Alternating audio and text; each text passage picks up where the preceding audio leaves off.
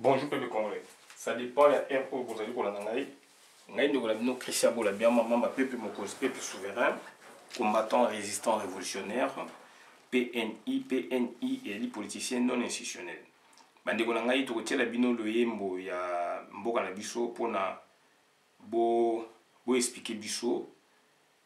Enfin pona bo comprendre des explications autres za ko pesa sikoyo. Bolanda yango.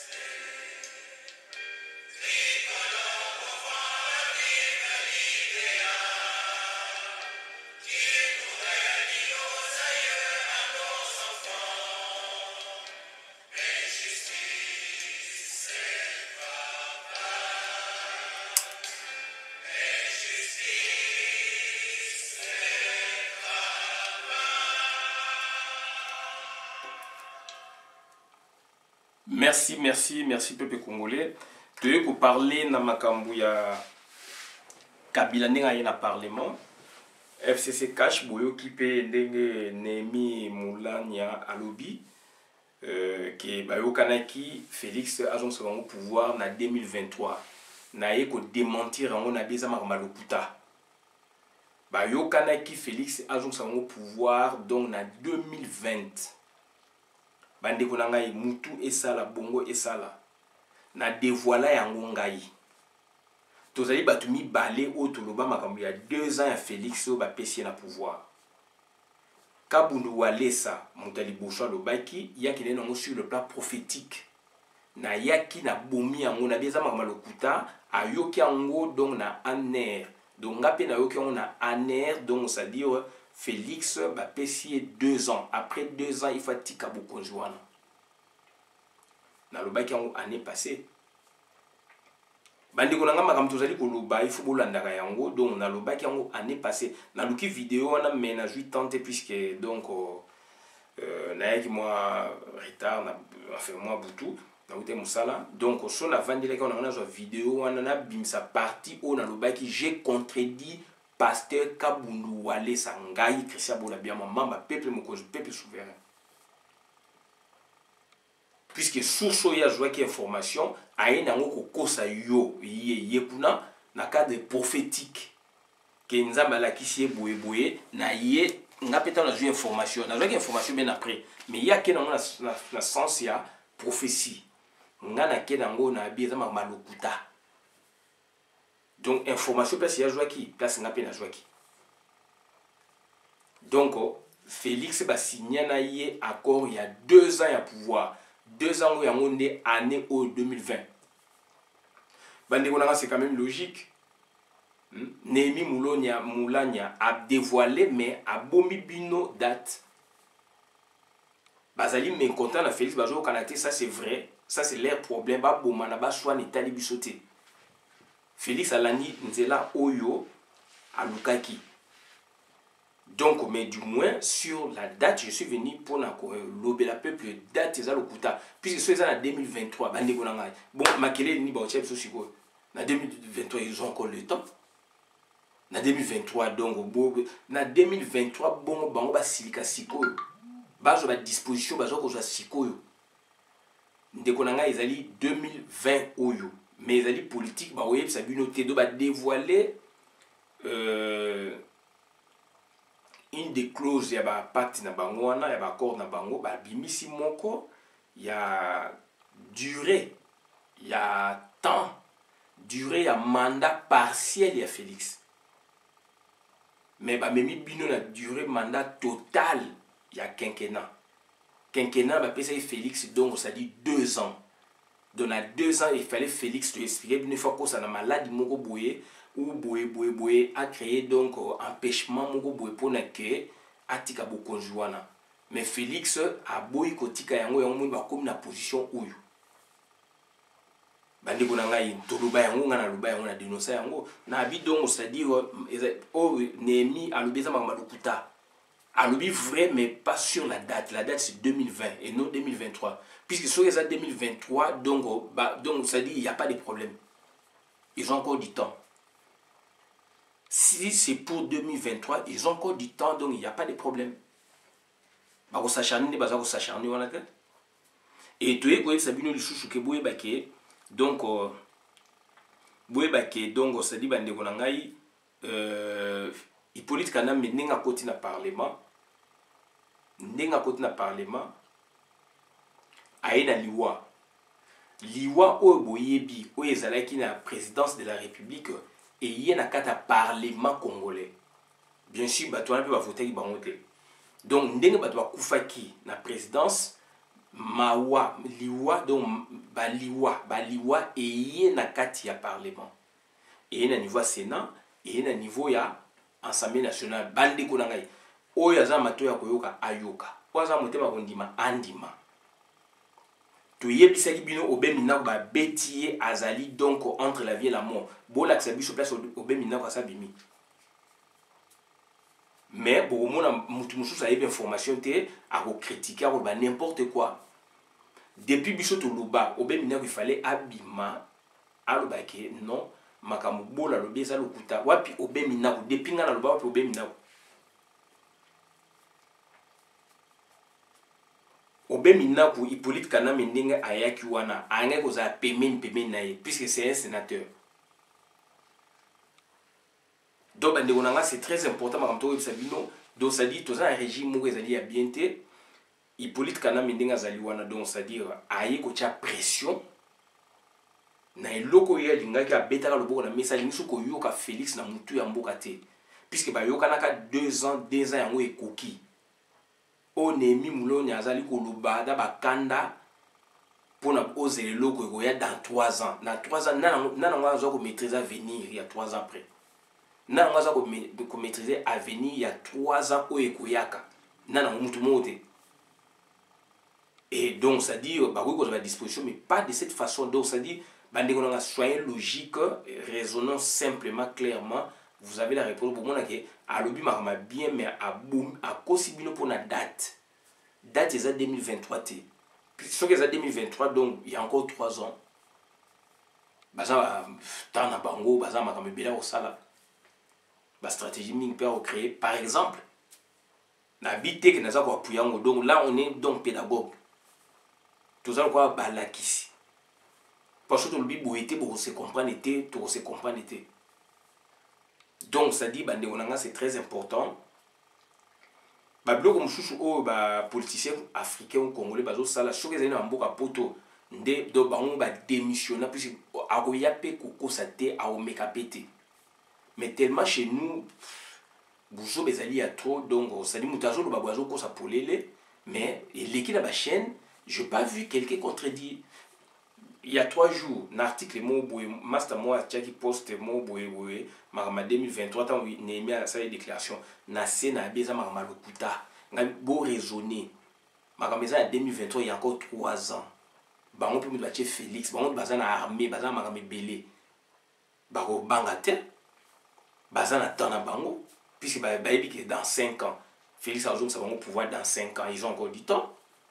pouvoir donc ça dit ils ont réflexion inversée. Pouvoir au Félix Azum donc après 2 ans il y a pouvoir deuxième année yango mon ba télé milango pour na déjà que ba lutter ti abimaka na pouvoir. Donc liwa et na parlement batu ba okufa ndenge ba kufa ki na présidence. Donc wane yali sans pitié et bande konangai donc toyebake donc situation à Congo et c'est détérioré makasi à cause ya nani à cause ya Félix Chilombo à cause ya nani à cause ya mutu oyo alingi pouvoir pour na pouvoir à cause de mutu oyo alingi donc c'est-à-dire aza na pouvoir ya Congo aza nango donc c'est-à-dire pour naye il s'en fout de vous autres et Hippolyte Kanambe ndenge aye na parlement bandeko na ngai donc ba enjeu ezali wana ba enjeu wana eza tozana kata logique na bango puisque biso tozana logique mosusu mais acceptons leur logique, décortiquons leur logique. Raison pour laquelle nous faisons cette vidéo dans ce sens. Donc, rentrons dans leur logique, nous comprendrions bien que, donc, c'est-à-dire, tout type Rwandais, bazali prêt, yakoboma batu pour na pouvoir na bango et zonga rapidement et boma ka batu. Tout type Rwandais, Burundais, Tanzanie, etc. Donc, zali déjà na kata terrain. Koti na kata parlement koti na bato ba ANR bazali déjà na kata parlement congolais donc bazali pour ko surveiller ba nani oyo ba ko s'opposer na ba idée oyo bango ba koyaka na yango boyebi bien bazo proposer déjà que donc to kende na ba élection un seul tour boyebi bien malamu boyebi bien bandeko na ngai donc bazo ko proposer biso bazo ko proposer lisusu donc c'est-à-dire Ronsa Malonda a la maintenu boye bien ou bien donc va proposer trois choses boye bien bande ko ngai donc na yango donc mutu oyo ayebi ke aza encore ti pouvoir ne ba kozong c'est dans 3 ans à cause après c'était à créer la stratégie à créer de pouvoir na bango ezali nde année oyo 2020 yango moni donc bazo kanate certes na Félix moni yango moni donc ba mati ba stratégie na bango ndenge komi na to yebisaka bino Hippolyte Kanambe akokota na Sénat wana puisque ba information toujours qui a na source ba information mingi biloko mingi ezali retardé pour na corona biloko mingi ezali retardé puisque yo lobaki ya lobaki okuna lobaki to koti na laboratoire na bango neti ezali ba stratégie moko donc suprême supérieure donc ba koyi ko bwakisa yango te yango ba zongeli yango kaka yango na pe biso pe to yé siko pour na ko réveiller yo peuple ko réveiller peuple donc tozali prise en otage bandeko na ngai to faire attention bandeko na ngai to faire attention donc poison eye ba ko sango covid boye ba yango bandeko na ngai tozali ko informer bino tozali ko avertir bino poison eye ba ko sela donc mingi covid ndenge ba kosi poison eye pour na ko boma ba opposant soit les opposants donc zali na 4 hémicycles il y a des bateaux oyo ils s'opposent à bablo mais ils sont pas forcément opposants comme moi comme yo comme yé donc bateau o ba ozala kuna oyo bazala pe moi contre Hippolyte Kanambe et que Hippolyte Kanambe a continué na Sénat c'est pour les éliminer un à un c'est pour les éliminer un à un et puis boye ba que Hippolyte Kanambe a continué do sali il est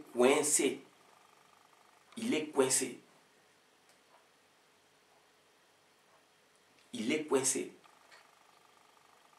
et yangwana donc c'est-à-dire bandeko na ngai tozali ko senga na bino bandeko o bino bozali ko supporter Félix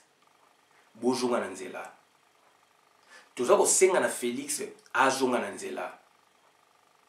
Félix mutaye ko boma unité nationale aye ko piétiner abomité aye ko piétiner unité nationale o Mobutu aganga likola ngomba Mobutu aloba sima na biso ngwana mutaye ko déranger ngezali Félix Antoine Tshilombo papa na ye bien que azalaki pe mutu ya makambo mususu ya mabe mais a unifié ki batu élection ya ki ko réunifier peuple mais bon landa mwana na ye aye ko diviser peuple aye ko panza peuple heureusement peuple azali mûr peuple a coli peuple a comprendre ba enjeu ya mboka na ye ya mokili o ba bengi pe Afrique bandeko na ngai toza minga ko lobate toza kaka na bolingo o tozali ko transmettre entre biso tozali kaka na esengo oyo tozali ko loba entre biso ya ngona tozali ko senga na yo ndeko il faut s'investir donc c'est-à-dire na makambu ya mboka na yo il faut bandeko na ngabo s'investir na makambu mboka na yo puisque lobby ko ya ko sela biso ba accord oyo Félix a salité o Félix azomonanga mutolu na bango ezali ba leçon pédagogique bandeko nanga attirer mokili lobe kotikala ya bino jeunesse il faut s'assumer jeunesse landa makambo ndenge baparent bazali kolakisa yo okobunga nzela te me okomona nzela vie ezali mokuse vie ezali molai lelo oyo tala baproduction oyo lokola bapapa Tshisekedi babimise biso bato lokola Félix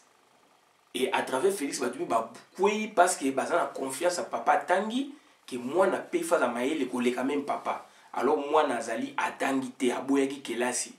ye kelasi nezali banganda nyonso ya Bruxelles kelasi nezalaki do baconcert kelasi nezalaki do bacinéma kelasi nezalaki do viva akei na ngana boalie na ye asali yo makambo elingaki abimi akei azongi ndako na ye